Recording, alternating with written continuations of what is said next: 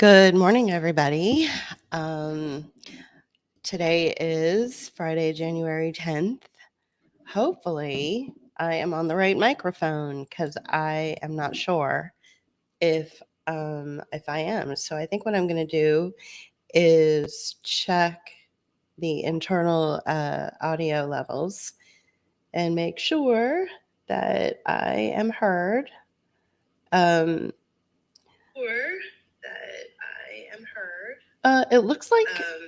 it looks like I'm good. So if anybody wants to join in on the chat and let me know if they're having any difficulty hearing me or even seeing me, please let me know. There have obviously been some disruptions in broadcasts for everybody.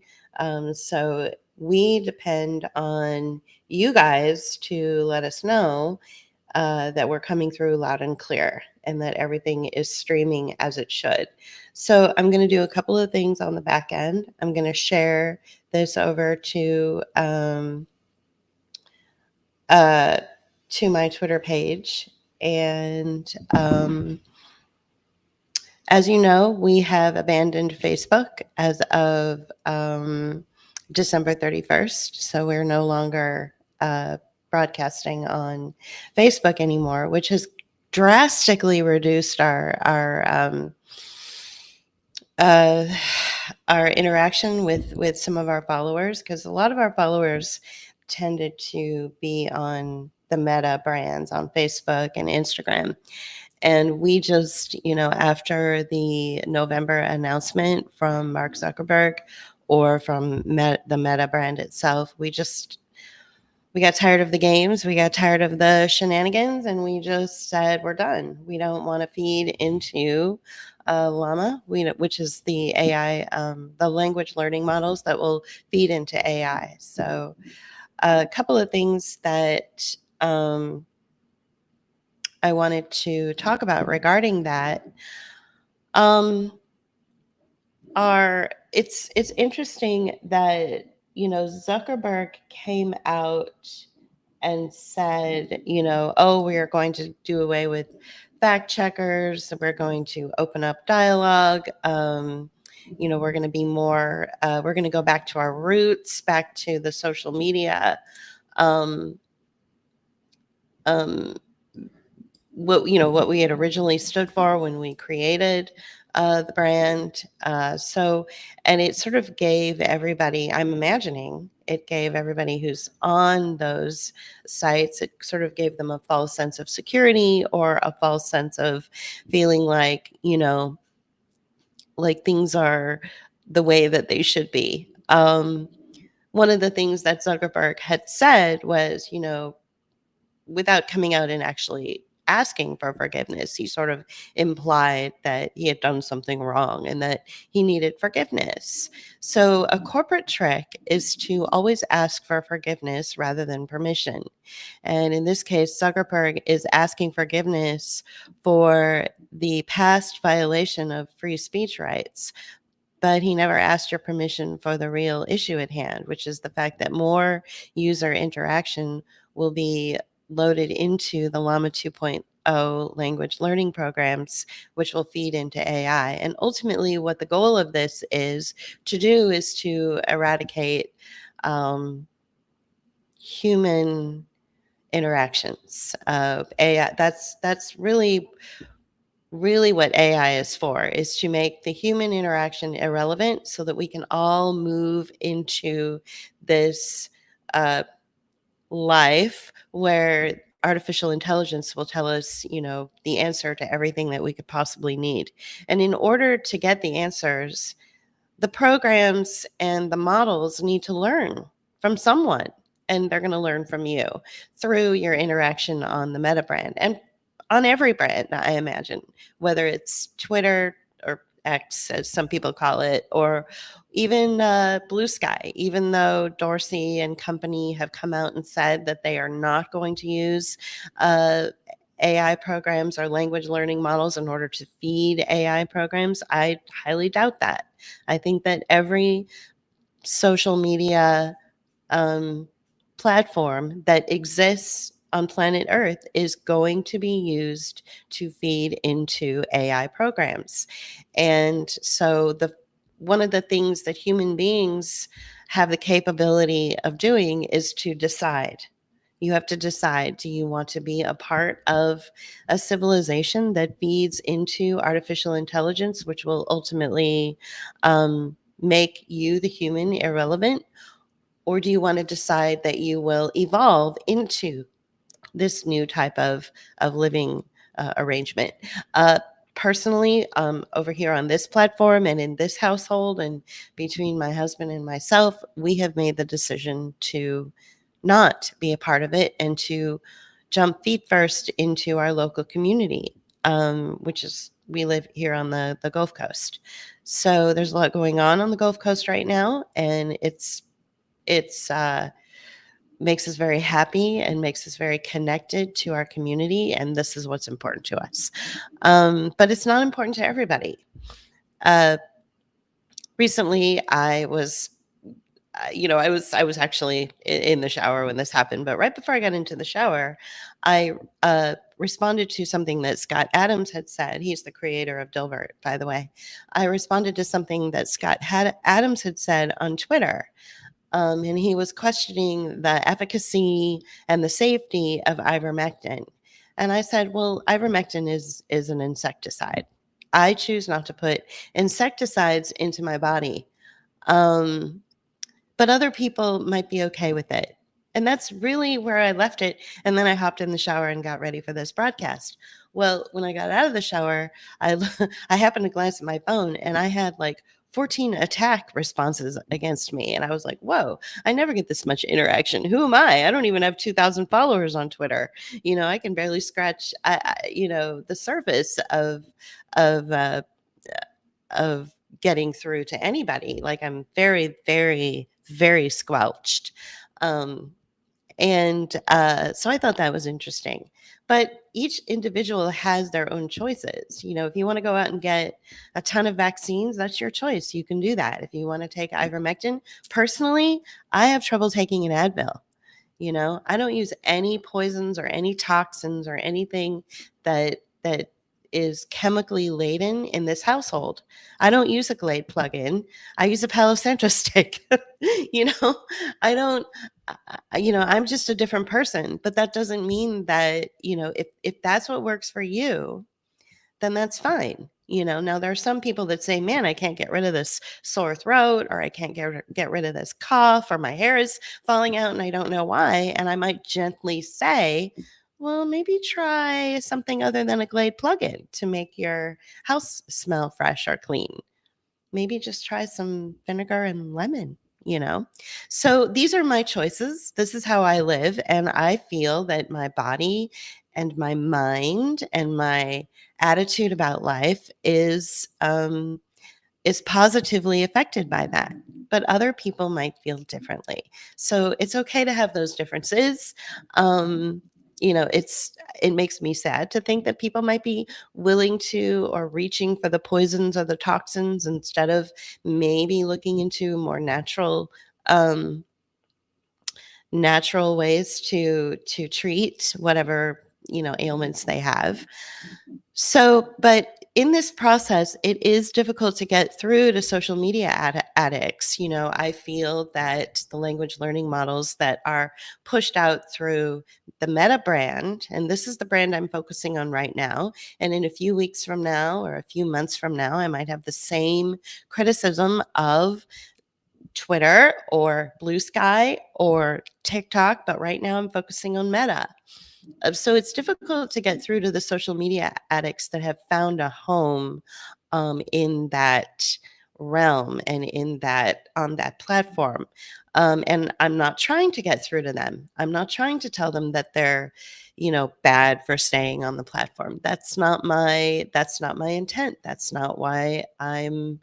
You know, that's not why I'm doing it. I abandoned the platform for personal reasons. So eradication of the image and the words and the content in order to recreate you in an AI format isn't something that the humans signed up for. These are not things that any of us signed up for. We didn't sign up to be irrelevant. We didn't sign up when we were born and brought into this world as newborn babes. We were not told that eventually we would become irrelevant and that we would become useless. It's not it's not part of the life experience. And there are, social media um investors and stakeholders and shareholders, and there's even the social media inventors themselves have said from the onset of social media, at the very beginning, they said word for word, verbatim, we knew that we were destroying the fabric of society, but we did it anyway. They knew that they were tearing down the human experience, but they went ahead and did it anyway because the money was too good. All right, so we're feeding into language learning programs. This entire process of this sort of existential crisis that we're in, where many of us are just unwilling to even talk about or face the crisis of the eradication and the irrelevance of the human experience, creates a sense of conflict. It creates a sense of distraction, where suddenly issues that should be non-issues, like whether someone takes ivermectin or not, is not a reason to attack me when I'm in the shower. you know um these are not things that really matter, but they will become larger than life issues. They will become so big, and they will become so um magnified in the face of this bigger, more powerful existential crisis, which is that the human race is becoming irrelevant, but only if you decide to let it become irrelevant for you personally. If that's a decision that you have made, whether consciously or subconsciously, and you can track that decision based on your action. So, my actions over the last year were to improve a part of myself. So for the entire year of 2023, I'm sorry, 2024, I had to fly every 6 weeks from the Gulf Coast back to Pennsylvania in order to go through a process which would improve a portion of my health, which I felt was very important. I made that decision. I spent a lot of money that I didn't have. I had to do a lot of creative, like, maneuvering with my household expenses. I had to stay really focused. I had to stay really, really, um, in that mode of, I've decided to do this. This is my decision. And so everything else sort of was secondary to that. Now that that's over, my next decision, which came right about the time that the new year started, which was 2025, which was 10 days ago, my next decision was to get off of all the Meta brands completely, which I did. I've deleted all of the Meta pages that I had created over the years, going back to, for my husband, it was like going back to, 2003 maybe. This was a long time.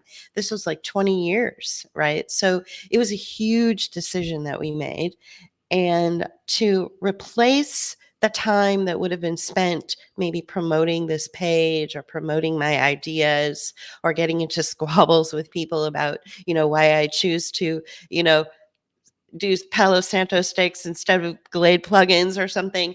Um, Instead of arguing about that, I chose to replace that time with an aquafit program at my local pool.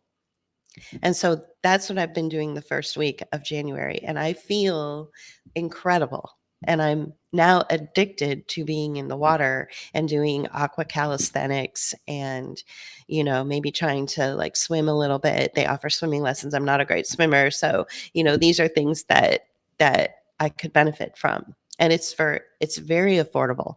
So I've replaced my time with that, but I still commit to these Friday readings or these Friday discussions. And so I'm not saying that you should do that. I'm not saying that anybody else should do that. There are people who still need to have a social media presence, especially in certain groups. For instance, I have a friend, believe it or not, who is a gardener. And she belongs to a few groups, and that's what she does for a living. That's how she pays her bills. That's how she pays her rent. That's how she eats. So obviously, she needs to continue her work. And she belongs to many groups on Facebook that are focused on gardening.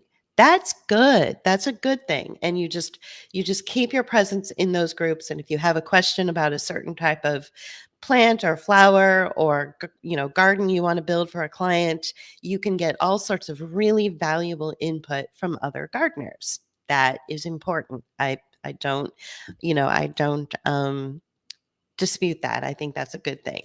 So, unfortunately, though, I also know on the other side of it that all of these groups are not immune to feeding into the AI programs.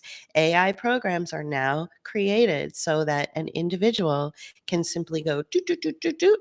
How do I do this particular garden? And the AI program will flood them with information based on the information that they've accumulated from the Facebook groups. So this may come tomorrow, it may come 10 years from now, but either way, it's coming or it's here. And it's definitely a concern, you know. I would rather speak to other gardeners about questions I have about gardening rather than have to go to an AI model to do that. Um, One, there are a few things that I thought of that I would talk about today.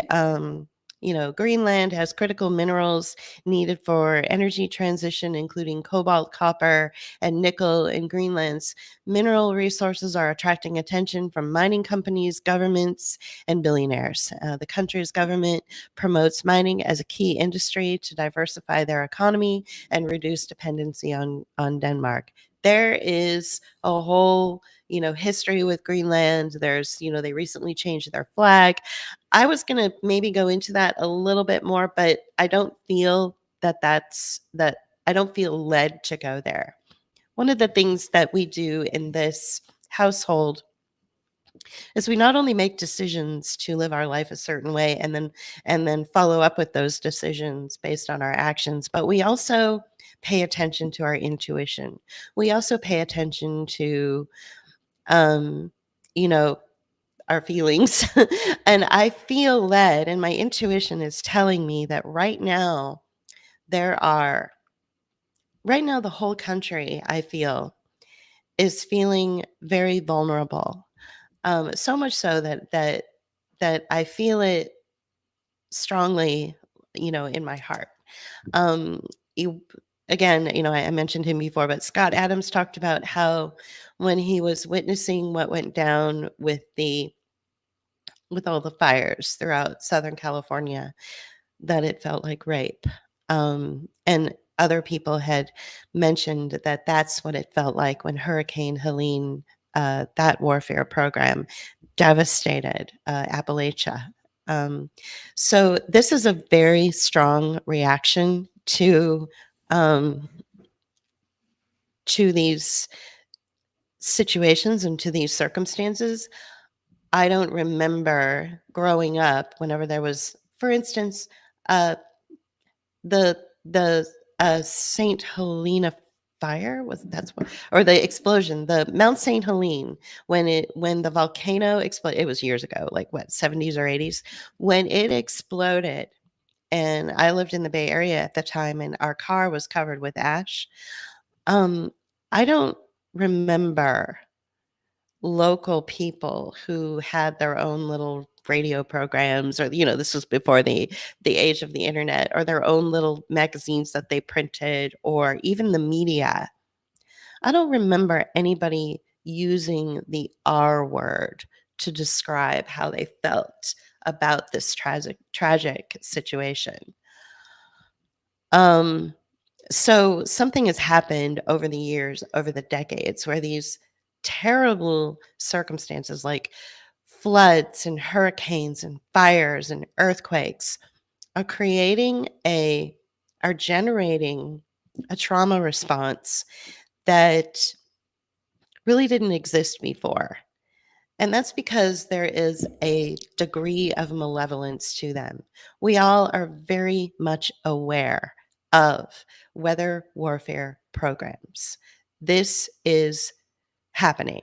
The John Brennan stood out in front of some committee and talked openly about it.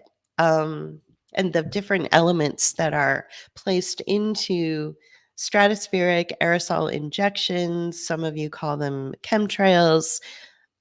A friend of mine calls it skyria. These elements are, dropped into the atmosphere. They land on our food. They land in our gardens. They land on us. Clearly, it's going to change our. I'm not a doctor or a scientist or anything, but our metabolic responses to these circumstances that take place. I'm trying to choose my words carefully. Um, so So I think that the response has now been escalated. It went from being, "Oh, wow, this is a really, sort of rare occurrence," especially with the eruption of the volcano when I was, what, 8, 9, 10 years old or something like that. And it was massive. And we even had, like I said, it happened in it happened hundreds of miles away, and yet our car in the Bay Area, I remember my parents going, "Wow, look at this," and touching the car, and it was covered with ash. That's a very distinct memory that I have. So, but nobody felt traumatized by it. Nobody felt like it was the R word, like Scott Adams recently used. And I think it's because of the circumstances that surround these situations. There's stories of, and I'm not saying that they're true, but I know that there are stories that trend within these tragedies. And some of the trending stories are that the fire hydrants didn't have any water in them. Some of the stories are that there are arsonists, going around to different areas of Los Angeles County and interrupting these fires, and that there's like 6 of them going on at one time in different areas. So there are stories within these tragedies, right? And then another story too, which I want to address specifically and personally, because I have a personal uh, uh, experiential knowledge regarding this particular story.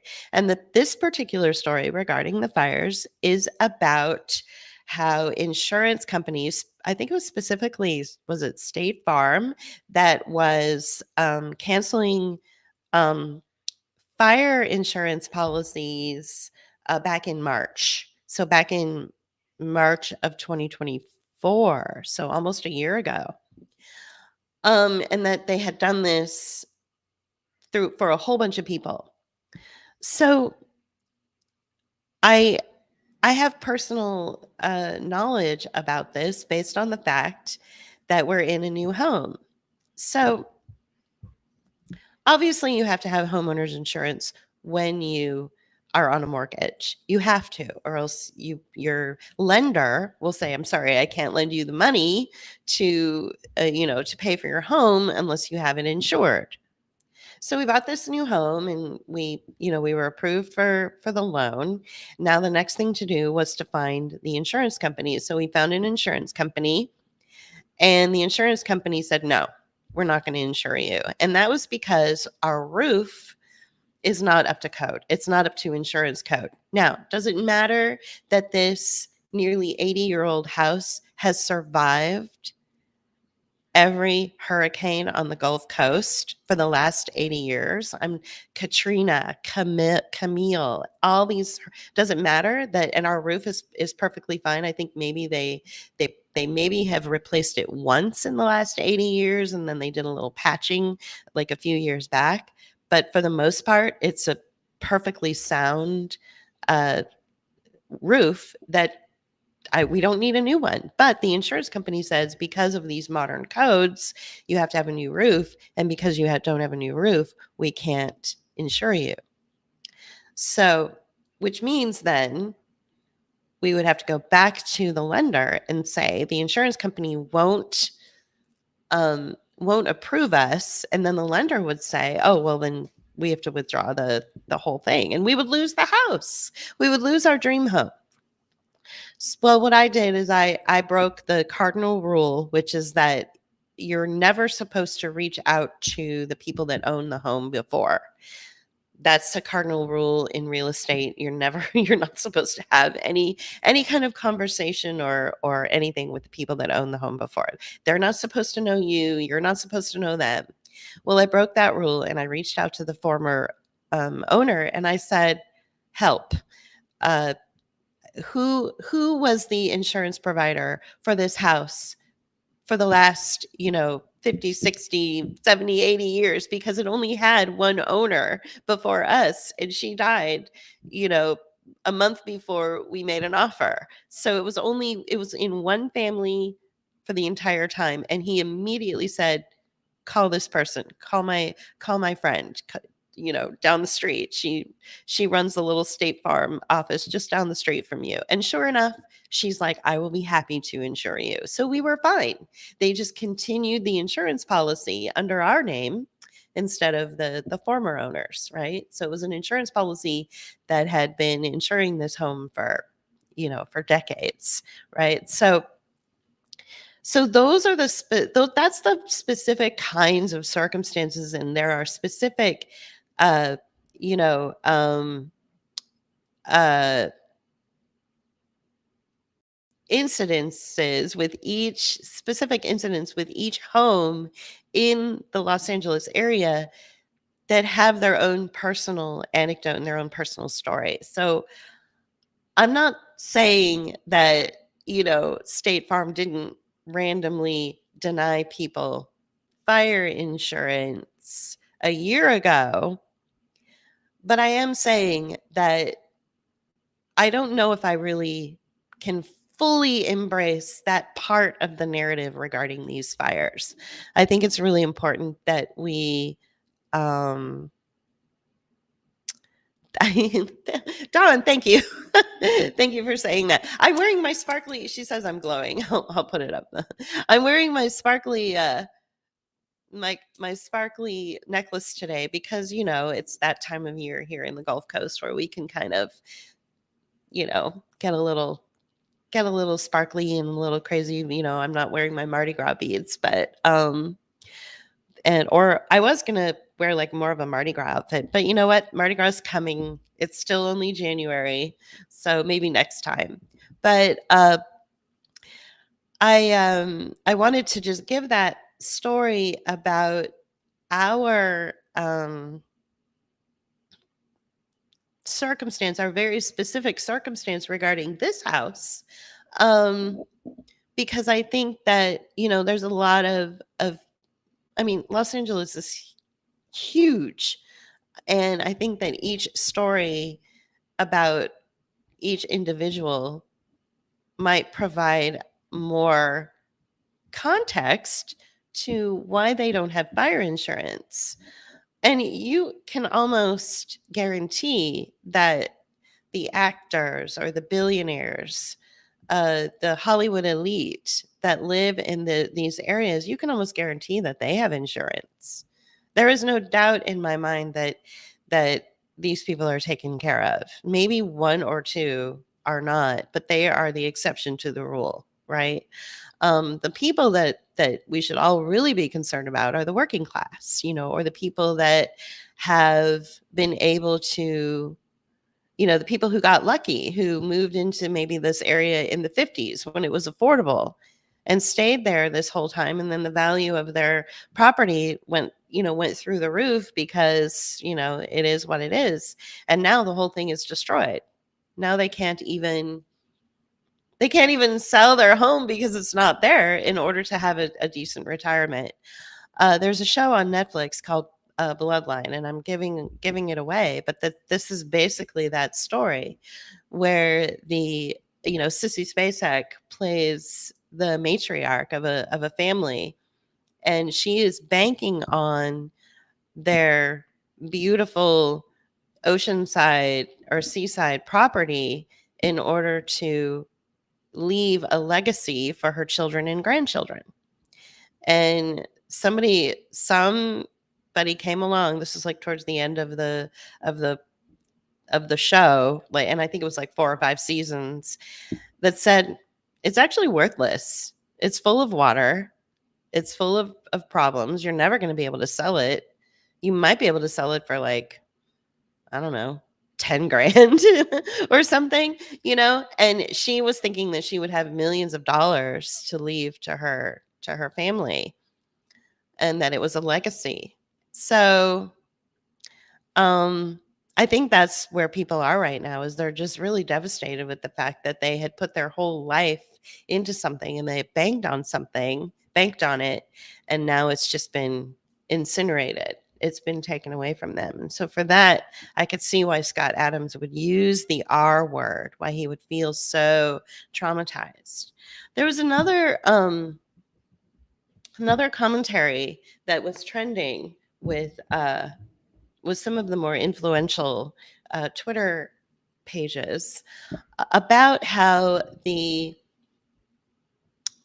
victims of the fires were not responding in a way that seemed normal, and that they didn't seem to have enough. Um, let's see, alleged sea rise made it worthless, right? So that's the comment from JP, who's watching on the other end. So that's the story of the show Bloodline, is that the like uh I don't know, something about the people who had been surveying the land came and said that it was because of sea rise. You know, and that's why it was worthless. But regardless of that the point of the story is that she had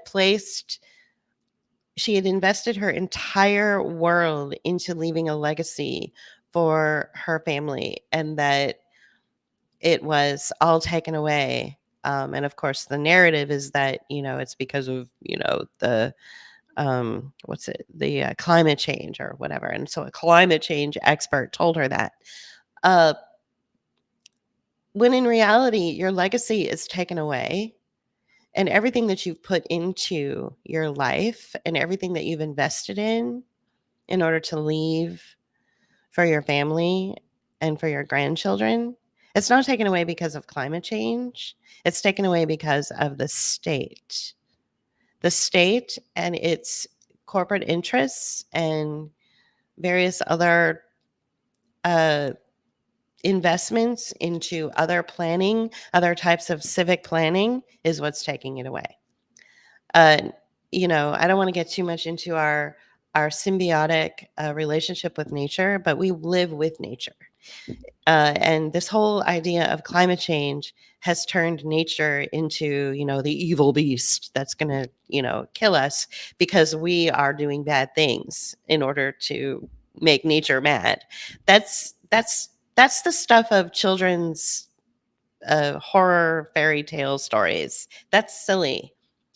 The reality of it is that the state, corporate interests, investors, stakeholders make changes in your area, county changes, civic changes, global changes, in order to take away the things that you've worked for. It wasn't climate change that took away my mom's pension during the 2008 financial collapse.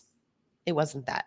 It was the banking industry. It was the fraudulent mortgage industry. It was the waste, fraud, and abuse perpetuated by capitalists. That's what took it away, not climate change. So I get really just kind of dismissive of people that use the climate change reason for the fires, for the floods, or whatever. That's silly. It takes zero effort you could be a 5-year-old, and with 2 clicks of a button, you could see that, for instance, Appalachia is just rife with m- um, mining contracts, and that it was the people that were fighting the mining contracts. It was the people that were creating the small um, band of resistance to those mining contracts, and eventually the investors in those contracts, the investors in these things, whether it was mining or lithium storage or some kind of something having to do with pulling the minerals from the earth, whether it was storage or actually mining them, they got tired of dealing with these annoying people that were getting in the way of progress, getting in the way of moving forward. So now the people are either dead, displaced, or the whole thing is just buried under mud, and it's easy for them to just start over. They were going to have to, rake into the earth anyway, right? Um, so but regarding this trauma that you're seeing, one of the things that was said was, uh, does it seem like the individuals, the victims of these fires, are responding differently or not responding appropriately in the midst of this tragedy? And so a couple of things that came out in the conversation, one thing which I said was that, having lived in Pittsburgh for 5 years and seeing what economic trauma does to generations of families, I think that what's happening is that these individuals are in shock and that they're traumatized and they don't know how to respond in the midst of trauma. Okay, there's that. One other aspect, one other insight, which I thought was really interesting, was that somehow in the process of the skyurea and the SAIs, or the stratospheric aerosol injections that are um, you know put down through the atmosphere onto the earth through either drones or planes, is lithium. And lithium, I mean, I don't know. I've never taken an SSRI or anything like that, but from what I understand, lithium kind of gives you uh, it kind of calms you down, and it makes you it just kind of deadens everything, I guess. And so the the idea that lithium was also part of these chemicals that were sprayed into the atmosphere is an interesting one. I kind of, I'm like, at first I was like, no, no, no, it's just trauma. But then I thought, well, maybe these people are being dosed to stay calm during during this whole episode where their entire life is incinerated, right? Um, that's an interesting thought. But one thing that I did say is that the difference between the way that the fire victims are handling the situation versus the way that, say, the people in North Carolina or in Tennessee in the Appalachian country, the way they handled their tragedy, there's a huge difference. Working class people that lived in the hollers, that were living in trailer parks, that were living had supplemental income. The poor know how to um, work around tragedies. They know how to work together to live. And so I think that because generations of poverty had continued to be inherited in these people's lives, that they had an instinct on how to survive without, privilege, and in the midst of tragedies. So you learn these things. I mean, it's not agrarian where you're like living off the land, but it is similar to that. There were lots of community gardens, there's lots of sharing, there's lots of going around to different people's, you know, front doors and leaving baskets of eggs, that kind of thing. You got enough water? Do you have enough gas? These people started, they built their own roads, even before Helene, they were building their own roads. One of the first things I learned about Pittsburgh was, it's very hilly and it's very rocky, and um the streets are terrible. And one thing I learned is that, a lot of people just bought snowplows on their own, and they just go around and snowplow their neighbors' streets and yards and all that when the snow comes, because the city is so negligent. And I think that that's the difference between like the Pacific Palisades and, say, the hollers of Appalachia. There are people that are just, they understand what they need to do in order to survive, and they know how to work together. Whereas the Pacific Palisades people had been living in privilege, and, everything was done with a click of a button, and there wasn't a whole lot of interaction and support from neighbors. So the two narratives that are coming out, which are diametrically opposed, is the very first narrative that came out with the Appalachia story is how the neighbors are helping each other. That was the trending, strong, foundational narrative of this tragedy. The neighbors are getting it together. They're rebuilding the roads, they're housing people, they're even building tiny homes, they're getting it together. They're reaching out to communities that weren't affected, and those communities are then moving in and helping to clear away the debris, drain, waterlogged systems. There was even a makeshift uh, uh, tent set up in the middle of a parking lot for people who did actually qualify for some kind of financial assistance from the government. They had no computers to go to in order to apply for these things. So somebody who had knowledge about, how to set up an internet connection and get these people at least applying for some kind of assistance was set up in the middle of like a Lowe's parking lot, like in a neighboring city that wasn't affected. You know what I'm saying? So these people like sprung to action. They knew exactly what to do.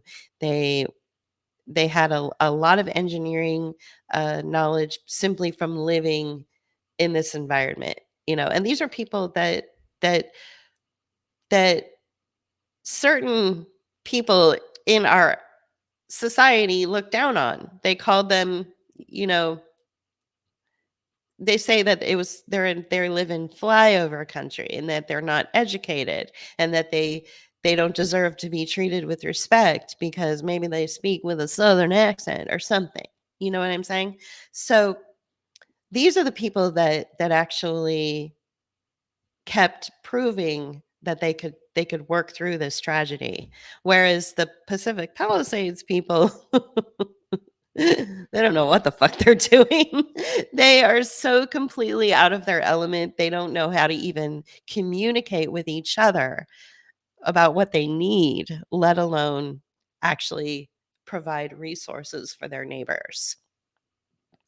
So that is an interesting opposing narrative. And we'll see what happens. I think that ultimately, because we're dealing with privilege and actors with influence and people with money, that they're going to be fine. I'm not undermining the tragedy at all, but yeah, it's just a different kind of story that I'm seeing coming out. And I would like to remind people that there are still people that are dealing with the devastating effects of Hurricane Helene all these months later, and it's going to be years. It's going to be years before they they respond. And one of the things that I had said too is that I don't think it's so much about a land grab in California, because that same response to Hurricane Katrina, which happened about 20 years ago, that same response was also trending. Oh, it must be about a land grab. No, it's not. If it were, then some of the land that's around where I live, which is beautiful beachfront property on sugar white sands would be steps from your front door. You would think that people would just be building like crazy there if it was a land grab, but it's not. I mean, yes, there's been some building. Even in the year that we've been here, we've already seen some structures um, built up and ready to be occupied.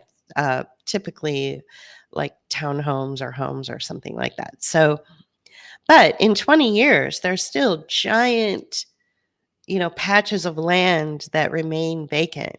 Um, so this might have something to do with raising insurance rates and displacing people because of that. So death cleaning is not so sad. So this is from the Swedish art of death cleaning. And I think, and in this time when for the first 10 days of 2025, the trending attitude so far and the trending narrative is death, is dying, is death, it's murder.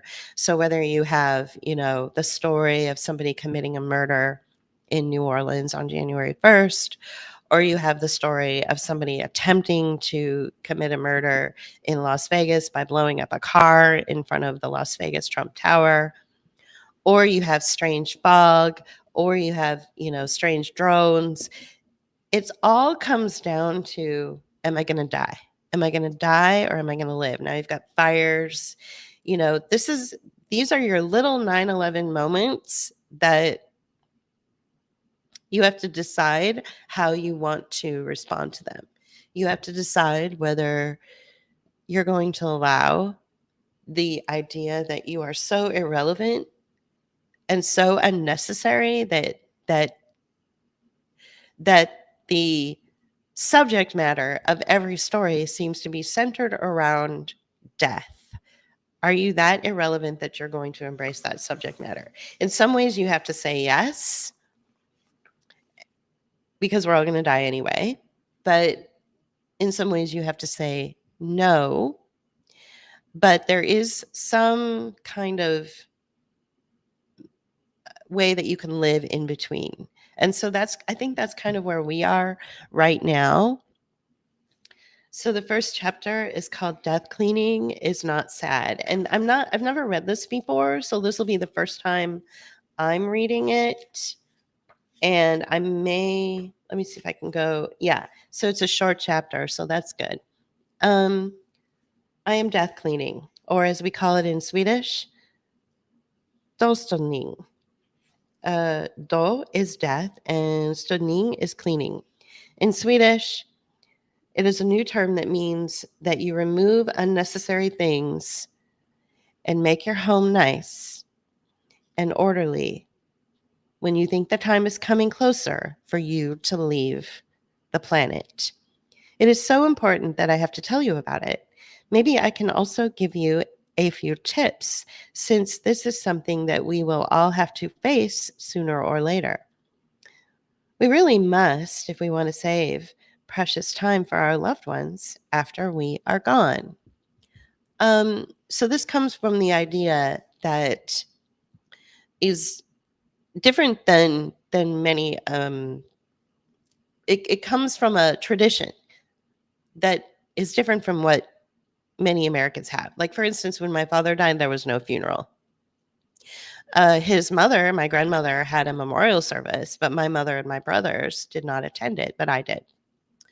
And the community came out to support my grandmother and me. She lost her only son, and I lost my father. When my mom's father died, there was no funeral. There was no closure. There was nothing. And that's just the way things go. When JP's father died, there was no funeral. There was no closure. There was nothing. It was like, your dad's dead. Okay. You know, and that was that. And I think that and I used to think that was not normal, but it's actually very normal.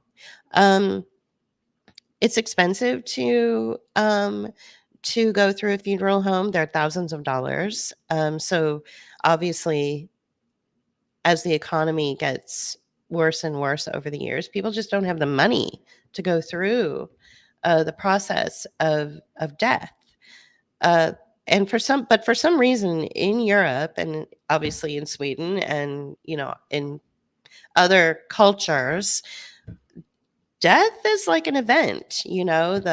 The bodies are laid out, there's food that comes, there's conversations about the person who died, there's conversations about their life, there's closure for the family, and it's actually really healthy. But we don't do that in the United States. Many cultures don't do that in the United States. I've I've only been to one funeral, and I was a teenager, and it was my friend's father who died, and she invited me to the funeral, and I was like, "Okay." And she was a mess, and so I was just sitting there to hold her hand and help her and be a friend. But I felt very disconnected because I was from California and this was in St. Louis where I graduated high school. And so I had only met her like the summer before. So I don't know, I just didn't really feel that connection. Um, so let me see. Right. So regarding LA, Dawn is correct. Uh, I looked up the smart at 828, turning LA into a smart city. Right. So there's a whole document. It's 45 pages. I was going to talk a little bit about that, but Um, yeah, that's they're going to take all the people that are displaced from these outer regions of LA, and they're going to move them into they're going to pack them into like a more downtown area. And I have plenty of friends that live in packed in downtown uh, areas like Chicago or San Francisco, New York. Uh, and it's considered like a 15-minute smart city where everything is like within an arm's reach of their apartment, and they love it. So I don't know what to say. I mean, I enjoyed it. When I lived there, I was able to ride my bike to the beach and walk over and get a glass of wine or an ice cream, or even go to the grocery store or get my nails done, all within just like a 3-minute walk from my front door. Um, I think it just depends on how you look at it. If you feel that it's a source of control or a source of surveillance, then yeah, it's going to seem really bad. Um, and I really just think it's about. I don't just think it's about insurance, raising insurance rates, but I think that's part of it. And I also think that as we move further into AI and outside companies that are outside of the United States want to invest into the technology, they're going to need a place to live, and they don't want to live, in ugly places, and they have the money to live in pretty places, so they're going to move in to the Pacific Palisades once it gets all fixed up. Like, yeah, you know what I'm saying? I feel like it's a little bit more about that than because people who left who were forced to leave Appalachia because of the Hurricane Helene, they could find the same kind of place that they were living, which is very rustic and rugged and community minded and not at all like a smart city. They could find it in West Virginia, the exact same type of life. So, um, so uh, back to the death cleaning. So the United States is not about closure when people die. Uh, I'm not everybody. In general, like an overall uh, sense that I get is that when family members of mine died, like my grandfather, my grandmother, my father, and who else died? I don't know, maybe somebody in my family died. Nobody had a funeral, nobody barely talked about it, nobody had got any closure, everyone just kinda shrugged and went about their life, and I think that and at first, I was appalled, like, a decade ago or so, I was really appalled by this behavior, but then I realized, I think it's kind of normal, in the United States to not really address death and not really, go through these elaborate, uh, um, funerals or memorial services. Like I said, my grandmother had a memorial service for her only son who died back 20 years ago or so it was, who was my father, and my his own wife and his own sons didn't even come to it. So I guess they had to work or something. People can't just get on airplanes and fly. They were living in another state, and my grandmother lived in California, and I happened to live in California, so it was easy for me to go and just take a train and go to the memorial service, but it's harder to get on an airplane and have to, like, figure stuff out. So I think that, on how to, like, work it into your work schedule and stuff. So I think that, uh, in the United States, people in general are just they don't wanna stop their life to get the closure that they need when, like, their father or their grandfather dies, in many cultures, and I think that's actually more normal than people want to admit. It's just the way of life. And so this book, The Gentle Art of Swedish Death Cleaning, I got it for me and JP for Christmas because I was thinking a lot about that. And since the general narrative around the United States is death of your thriving downtown um, retail uh, uh, footprint. San Francisco is hollowed out. Death of individuals, people, a whole thousands of people died because of Hurricane Helene. Death of your legacy. The homes that were incinerated recently in Southern California that weren't owned by billionaires or famous actors, but maybe people had purchased those homes back in the 50s or the 60s, back when they were affordable, and then the value of those homes went up over the years. The people who lived there were like, great, I could leave a legacy to my family and to my grandchildren. That legacy is gone. So this is all about death, right? So in order to function and thrive and live a good life, you have to accept the fact that this is the death industrial complex. This is a death narrative. It's trending all over social media. It's trending all over mainstream media. But a lot of people are refusing to look at it. They don't want to just look it straight in the eye and say, yeah, this is about killing me. This is about taking away my life. This is about taking away my legacy. How do I address that? And so I think the Swedish art of death cleaning is a way to address that. Um, so, what is death cleaning? And for me, it means going through all my belongings and detailing how to get rid of the things I do not want anymore. Just look around you. Several of your things have probably been there for so long that you don't even see or value them anymore. It's true. One of the things that I really appreciated was this trending uh, phrase that was going around quite a few years ago, and I still use it to this day, and I often joke. I use the phrase as a joke. This does not spark joy. So, I tried on 3 sweaters, last night, and I have this idea that I wanna get rid of a third of my belongings, a third of my shoes, a third of my clothes, a third of my household items, things that are just sitting there. And so I have to ask myself, does it spark joy? And so one of the 3 did not. And so in the pile it goes, right?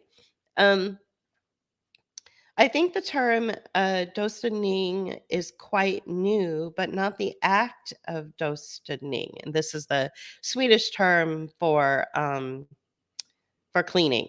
It is a word that is used when you or someone else does a good, thorough cleaning and gets rid of things to make life easier and less crowded. it does not necessarily have to do with your age or death, but often does. Sometimes you just realize that you can hardly close your drawers or barely shut your closet door. When that happens, it's definitely time to do something, even if you are only in your 30s. You could call that kind of cleaning dostagning too, even if you may be many, many, many years away from dying.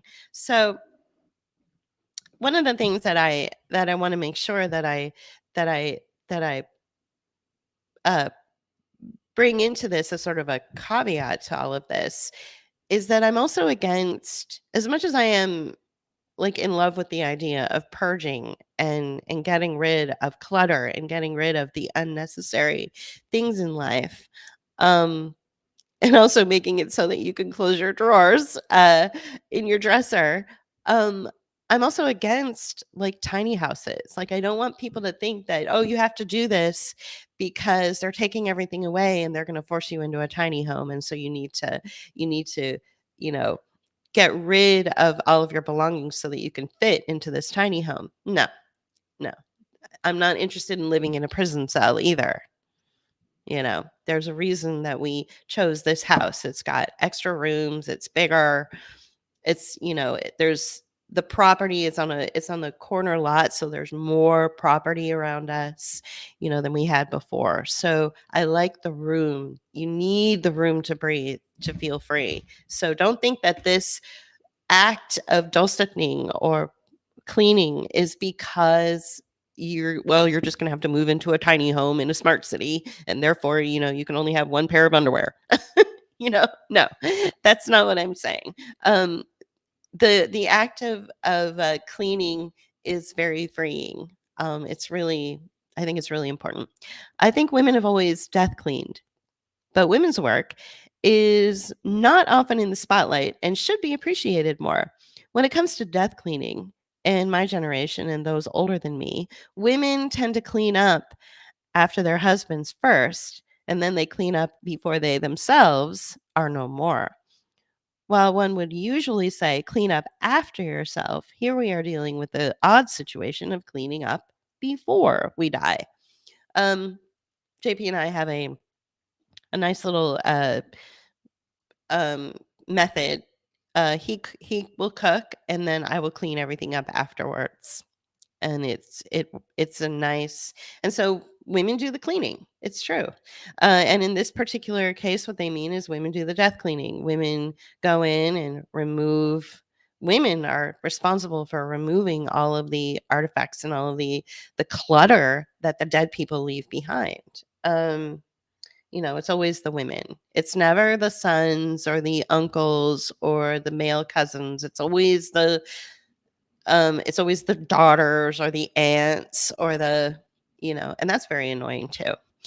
You know what I'm saying? So some people can't wrap their heads around death. Well, clearly the United States can't even acknowledge when one of their own family members dies, let alone this larger, more, you know, existential crisis. I don't know how else to put it, where you're literally losing your cities. Your cities are dying. They're killing them.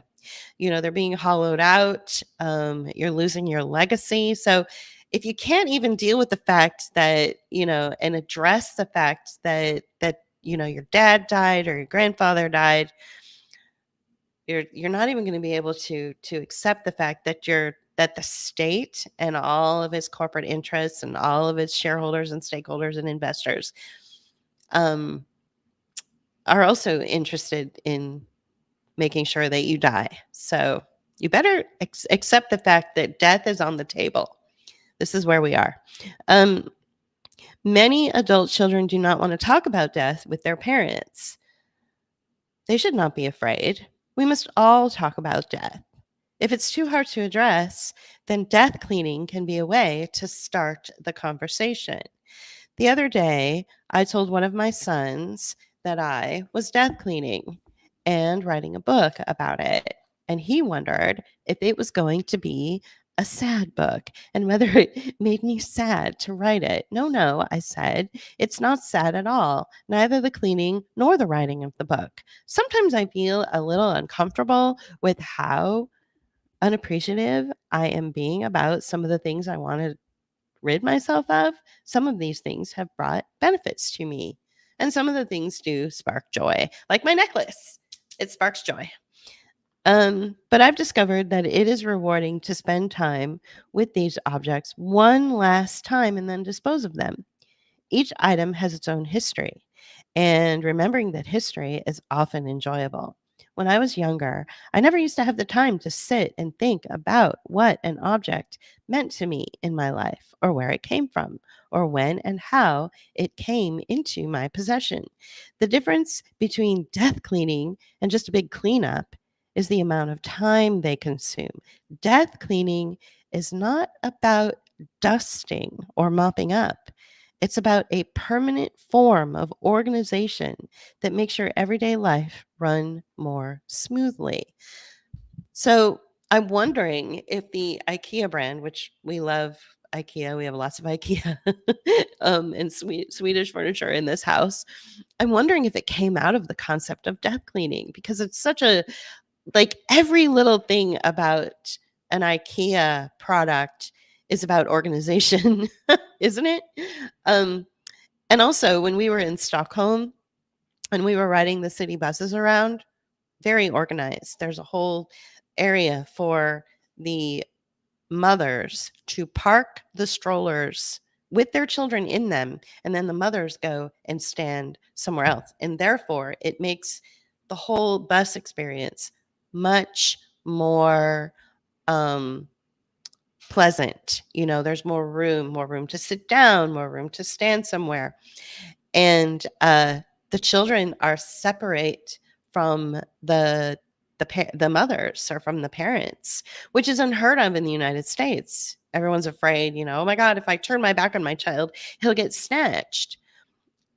So when you don't live in a society that bases your every move on fear of something, it runs a little bit more organized, doesn't it? It runs a little bit more efficiently. The United States, the entirety from the ground up, how we are managed, and we're not governed, we're managed like we're a bunch of bad employees. How we're managed is based on fear. If you don't pay your taxes, then the IRS will go after you and take away your wages. Oh, I better pay my taxes, you know? If you don't have your child at your side every second and every minute of the day, somebody will take him. You know, everything's about fear. If you don't eat healthy, you'll die. If you eat too much sugar, you'll get cancer. If you drink too much soda, you'll get fat. If you drink too much alcohol, you'll become addicted. I mean, everything is about fear. Whereas we noticed that in Stockholm, it was more just like a practical way of life. It's like, for practicality's purpose, you know, every city bus in the city of Stockholm has an area where you park your children in their strollers. And of course the strollers are all efficient and streamlined because, you know, think of IKEA and how efficient everything is. Um so let me see here. Sometimes I feel a little uncomfortable with how unappreciative um I am being about some of the things I want to rid myself of. But I've discovered that it is rewarding to spend time with these objects one last time and then dispose of each of them. Um, Death cleaning is not about dusting or mopping up. It's about a permanent form of organization that makes your everyday life run more smoothly. Now, when I'm not running around Stockholm taking part in all that the city has to offer, I have time to take part in all that my apartment has to offer, which is a reflection of my life. The world is a worried place. Floods, volcanic eruptions, earthquakes, fires, and wars follow one another. To listen to the media or to read newspapers makes me depressed. I would shrivel up if I could not get relief from the negativity of the world's news with good friends experiences out in the natural world, music, beautiful things, or just enjoying something as simple as a sunny day, which can be rare in our northern climate. I would never ever want to write something sad. There's enough sadness out there already, so I hope you will find the words and thoughts ahead helpful, entertaining, and perhaps even a bit humorous. To do your own death cleaning can really be very hard. Maybe you have to downsize your home for some reason. Maybe you've become single, or perhaps you need to move to a nursing home. These situations need to affect these situations tend to affect most of us. Going through all your old belongings and remembering when you used them last and hopefully saying goodbye to several of them is very difficult for many of us. People tend to hoard rather than throw away. Hoarding is a part of sentimentality.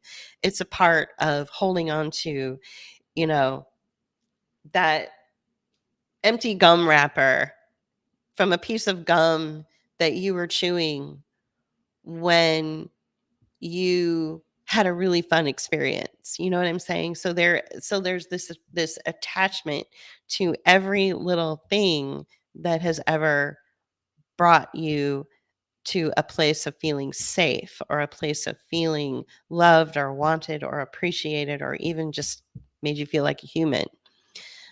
Um, and so right there, that tells you what's happening in society, which is that we are told that we're not good enough. We are told that we're not valuable enough. We are told that we don't even deserve funerals, that we don't even deserve recognition, that we bring no value to the world. And so we are looking for those little tiny, small pockets of time in our life where we felt the value. And so we cling to those things. I've done it, sure. I've totally done it. It's not it's and it's so it's to hold on to these things which could be scraps of garbage or even something even more meaningful, or more valuable. There's no It's not your fault, I guess is what I'm saying, is that over time we have been told that we don't deserve that pay raise or we don't deserve uh, to be treated with respect. And those are machinations and it's it's a it's like what the corporate world does to its employees. I don't know how else to explain to it. It's like, no, you don't deserve a raise because you didn't perform. Your output wasn't the criteria that we had, set out for you at the beginning of the year. So here it is, the end of the year. No, you don't deserve that raise. You don't deserve that bonus. You know what I'm saying? So, and then of course, growing up, everything is done through this weird punishment reward thing. Like, you know, make your bed and you can get your $5 allowance or for me it was like a quarter, but I was born a long time ago. So, you know what I mean? And rather than just say, make your bed, you're 4, you can do it, make your fucking bed. you know Not, you don't have to be paid to make your bed or clean or help mom clean the house or whatever. It's part of a it's just part of life. um One of the things I found really interesting, so I spent some time when my family was living in Germany years ago. I spent a few weeks with them, and one of the traditions that my sister-in-law was telling me that she learned about when she was living in Germany with 2 small children and then or 3 small children and then pregnant with another, was that in order to get children to keep the house clean and in order to get them to um, be inspired to do things like take off their shoes before they come into the house, the legend is that when you're outside running around in the world, that the bad omens or the witches or the ghosts or something would attach to your shoes, and that you have to leave them outside before you come in the house. I thought, that's really terrible to like impress upon these children that there are evil spirits attached to your shoes when you're running around outside, like in the city or at the park or in the mall or whatever. And that when you get home, you can't bring the evil spirits inside. So you have to leave your shoes outside, and then the evil spirits will get bored and go away, as opposed to just saying, "There's dirt on your shoes, and we don't want to bring dirt in the house." Like why they have to go through this elaborate story to convince these children to do the right thing. So I guess that's what I'm saying, is that there are these elaborate stories going on in the United States, and we're being treated like little German children where we have to leave our shoes outside because we don't want the evil spirits to come inside. It's like, no, just clean your shoes off. So I feel that um the United States as a whole, I think, is going through a learning curve. We're growing into this knowledge that wait a minute, why are we treated this way? Why is every single aspect of our life managed through a fear-based trauma mind control um scenario? Like, everything is about trauma-based mind control or fear-based mind control, everything. And so when you break out of the fear and the trauma, and you break out of the sentimentality of what you thought the United States was, and you stop clinging to the lies that you have been told, especially about the founding of the country, it's very freeing. It's freeing in a way that is much more than the United States Constitution gives me freedom. No, no, no, no. It's more than that. And so that's where we're living right now. That, you know, emotionally and spiritually and psychologically, that's where JP and I are living, my husband and I. We're living in that place. So uh to do your own death cleaning can really be very hard. Maybe you have to downsize your home, blah, blah, blah, going through all your old belongings and remembering when you used them last, and hopefully saying goodbye to several of them is very difficult for many of us. People tend to hoard rather than throw away. I have death cleaned so many times for others, and I'll be damned if someone else has to death clean after me. Once someone is gone, there can be chaos enough anyway, I can tell you. There are many sad stories about siblings who start to quarrel because they want the same item. This type of situation does not need to happen. We can plan in advance to lessen the chances of these unhappy moments. I had, for example, a very nice bracelet that my father gave to my mother a long time ago. It was given to me in my mother's will. The easiest way to avoid future complications among my children was to sell it. That was a very good idea, I think. Later, discussing the sale with my children, they were fine with my decision.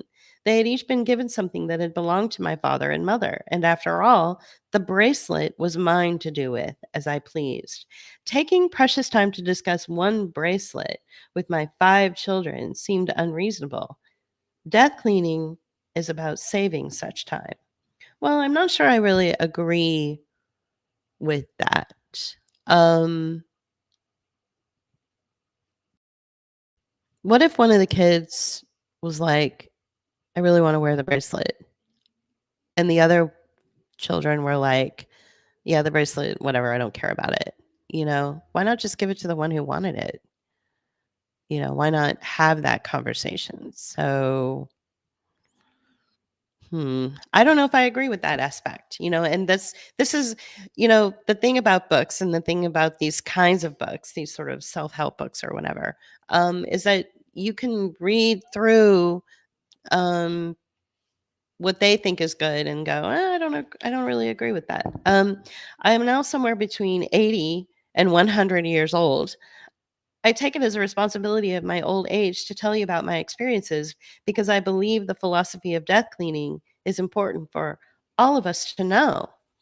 It doesn't matter if it is your parents, friends, or family who are getting older, or if it's about time for you to begin death cleaning for yourself. I have moved 17 times within my own country and abroad, so I should know what I'm talking about when it comes to deciding what to keep and what to throw away, whether you're moving house or moving country or moving to the great beyond. Um, yeah, so they say that every move, believe it or not, like, they've said that every move is like a house fire. Isn't that interesting that they associate moving with fires? Like, that's the general, generic sort of attitude about moving, because when you move, you purge because you gotta pack everything into a truck, and you're like, you know, if you wanna just put everything in the truck and have it fit, you're gonna have to get rid of stuff. What also helps you get rid of stuff? A fire. So it's interesting how fires have been associated with moving. Although it seems to be mostly women who death clean, since they statistically live longer than their husbands or partners sometimes, like in the family in which I grew up, my father was left alone first. If someone has lived in a home, every 4 moves is a fire. That's right. Every 4 moves is a fire. If someone has lived in a home for many years where children, grown-ups, relatives, and guests have stayed and felt welcome, that same someone is often so busy that they never think of reducing the number of things in the household. And so the number of possessions grows and collects quickly over the years. Suddenly, the situation is out of control, and the weight of all those things can begin to seem tiring. Your exhaustion with all this stuff may appear out of the blue one day. When someone cancels a weekend visit or a dinner, you feel grateful instead of disappointed because you may be too tired to clean up for their visit. The problem is that you have too much stuff to deal with.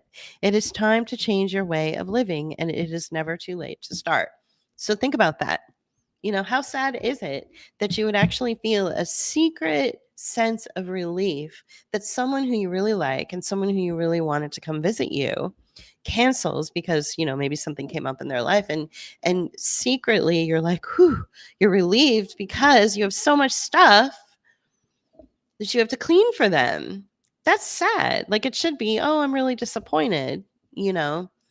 Your clutter and the things that you are sentimentally, attached to should not override or supersede or take the place of your connection with another human that you really like, really respect, and really love. Um Precious time and helping parents. So today things are very different from when I was young, of course. I did not say better, but the pace today is very fast. Many young families have to schedule their lives down to the smallest increment to have time to do what they consider most important. Do not ever imagine that anyone will wish or be able to schedule time off to take care of what you didn't bother to take care of yourself, no matter how much they love you. Don't leave this burden to them. Well, it depends. It depends on if you have a good relationship with your family or not. And I think that, again, we have to consider the source. The person who wrote this is Swedish. They have a different attitude and a different relationship with their immediate family members than many Americans do. I'm not cleaning up after my mom, and I could care if when she dies, and I could care less if she gets rid of all of her stuff and all of her clutter before she goes. You see what I'm saying? Um, I imagine it's going to be, somebody else that will take care of her stuff when she goes, or you know, the idea of death cleaning should not be, "Oh, I better do this thing so that when I'm gone or when I die, my siblings or children or family members don't have to work so hard to clean up after me." No, no, no, no. Who cares about that? The whole point of death cleaning is to free yourself, is to so that when you live, you have empty closets that, you know, that are just empty, and you've got empty drawers. There's a free of there's something very freeing about emptiness, you know?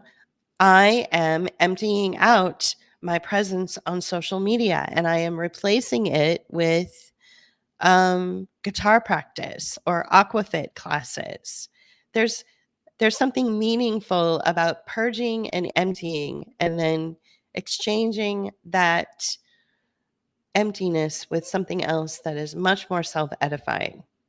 As far as this business of like, this 80 something year old woman lecturing us not to leave the burden to our parents. Well, excuse me, but my parents didn't do anything for me. So, my life has been a burden. So why should I care so much about leaving, the burden of cleaning up after me for my children, or well, I don't have kids, but for my siblings. I don't No, it's for me. It's for me, it's for you and the life that we live now. So, I again, this whole business of doing things because you don't want to perpetuate guilt, or doing things out of guilt, that doesn't work. Um that doesn't register with me. I don't respond well to manipulation, and I don't respond well to being made to feel guilty for something. Um So we'll see what else she has to say here, because this is already two or three things that I don't agree with, right? Do not ever imagine that anyone will wish or be able to schedule time off to take care of what you didn't bother to take care of yourself. More lecturing. No matter how much they love you, they don't leave, don't, no matter how much they love you, don't leave this burden to them.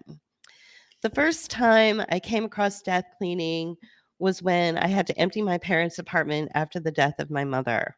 My parents had been married for 46 years, and my father was not capable of taking care of everything himself when moving to a smaller apartment. Together, we picked out the furniture and the linens and the household utensils and the knickknacks and the paintings that would make his new home nice and comfortable.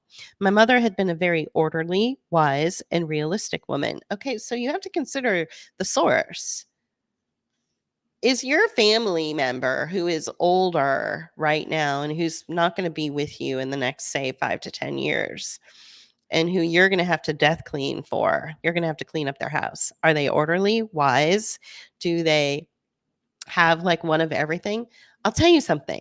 The woman who lived in the house before we moved into it, that's how she was. Every little thing had a little place, There were, just everything. She was so organized, incredibly organized. So, it depends on the kind of person that you are. You know, if you have family members that are not organized, then this book may not really apply to you. You know what I'm saying? Um, my mother had been a very orderly, wise, and realistic woman. She had been sick for some time, and I believe she suspected she did not have a very long time to live, and had therefore started to plan ahead for after her death. Not too many people are like that. That's a rare thing. And I think that the woman who lived in this house was like that. As I begin to, his house before we bought it, as I begin to clean up their home, I found messages attached to clothes and many other things, small handwritten instructions as to what should be done with everything. Who does that? Who does that? You know what I did recently? I made some pancakes. And we had some leftover pancakes. And so I wrapped them up in foil and I put them in the refrigerator, and I took a Post-it note and I put pancakes on the front of it, because most of the time this is and I'm not I'm not any different from anyone else. Most of the time when you have leftovers, you wrap it up, you put it in a container, in a Pyrex container, a glass container, whatever. You wrap it up in foil or wax paper or whatever. We don't use plastic wrap in this house. Um, And you throw it in the fridge and then you open it up like 2 days later and you're like, "What is this? What did I put in here?" So I put a note on it, said, "These are pancakes to eat for breakfast tomorrow." So imagine doing that for every little thing when you know you're about ready to die. That's what the woman who did in this house, who lived in this house, that's what she did. She had notes for every little thing for her adult children to know what to do with them. This is this, and it goes here. This you can throw away. This you can keep. Da, da, da, da, da, right? Can you imagine? I can't even imagine doing that. So clearly, this woman is writing from the perspective of a woman whose parents, or at least her mother, was extraordinarily uncharacteristically organized. Not too many people are like that. Um, so some parcels were assigned to charity, some books were to be returned to their original owners.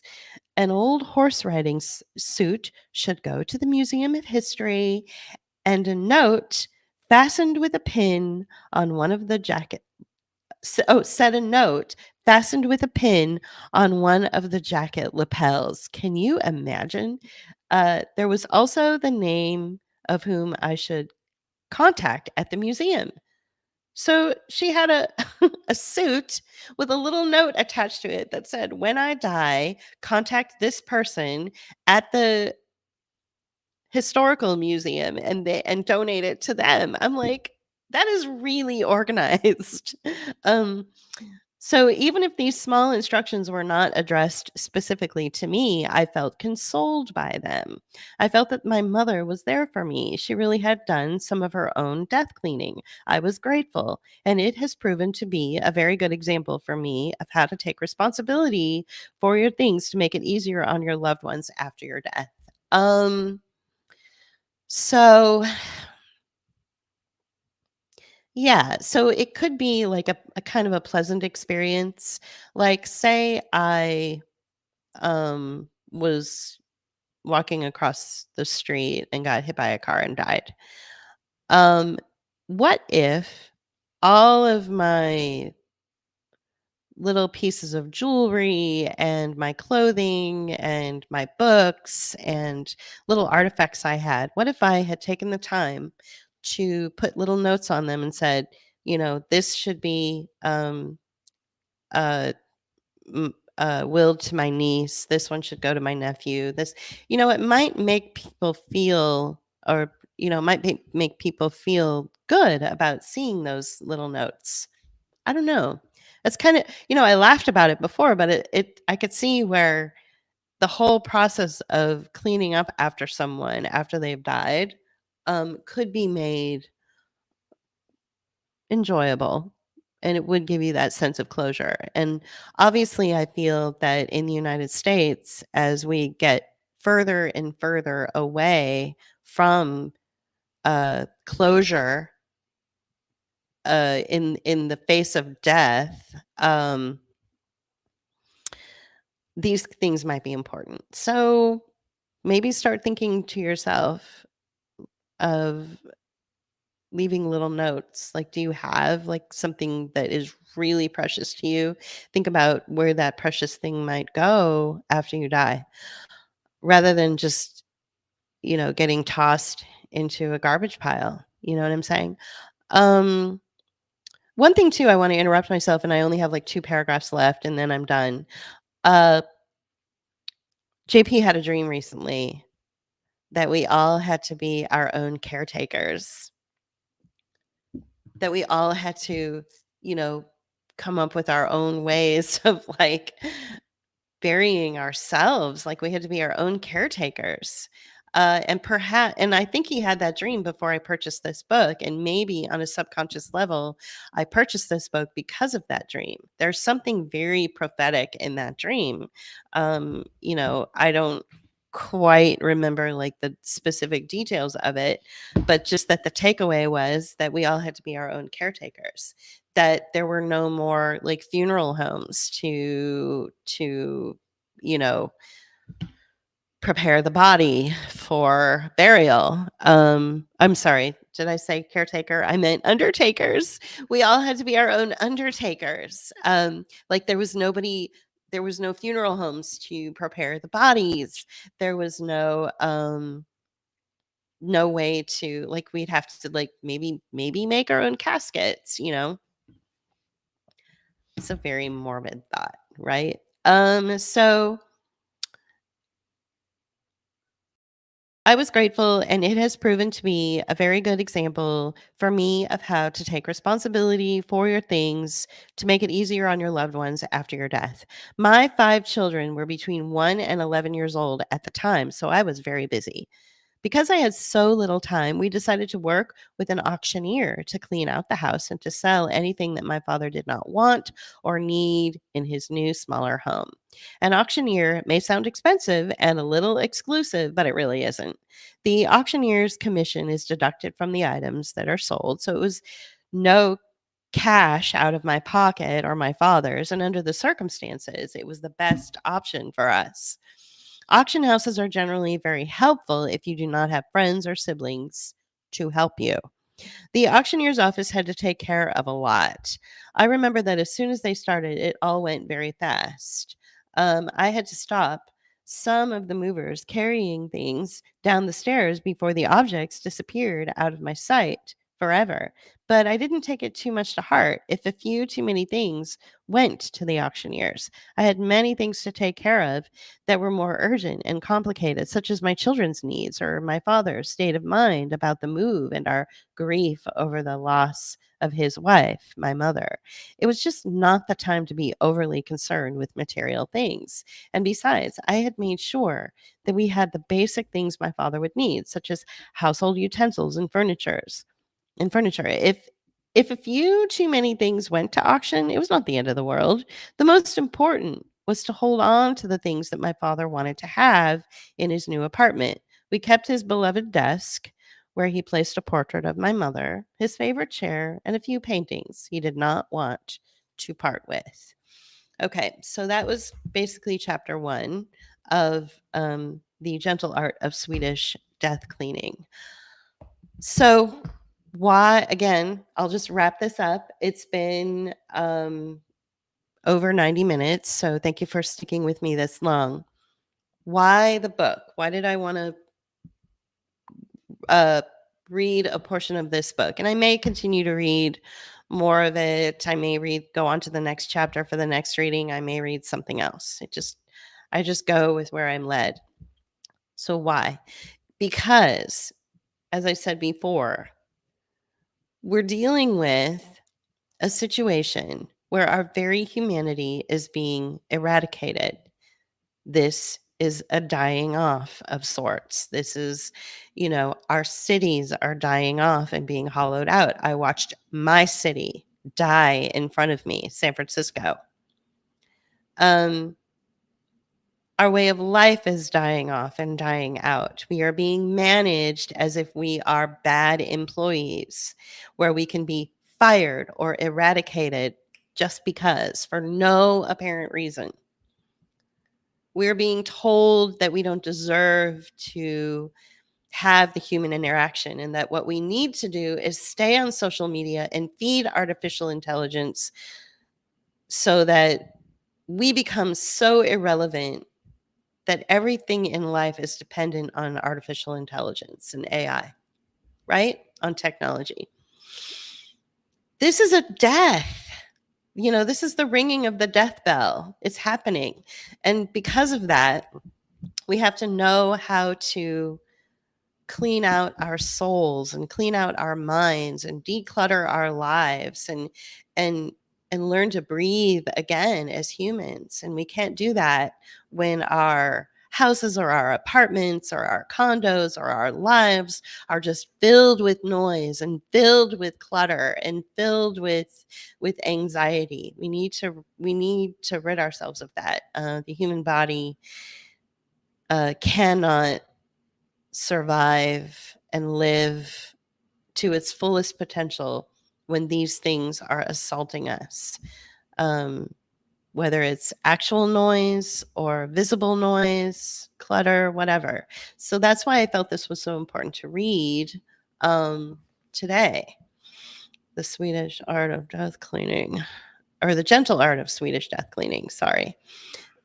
So thank you for tuning in today, and thank you for sticking with me. And for those of you who have followed us over from the Meta brand and followed us onto these other platforms, thank you for that as well. I really, really appreciate your comments and listening. And I will be back next Friday for another reading and another discussion. So keep your wits about you and have a good week and have a great weekend. All right. Bye-bye.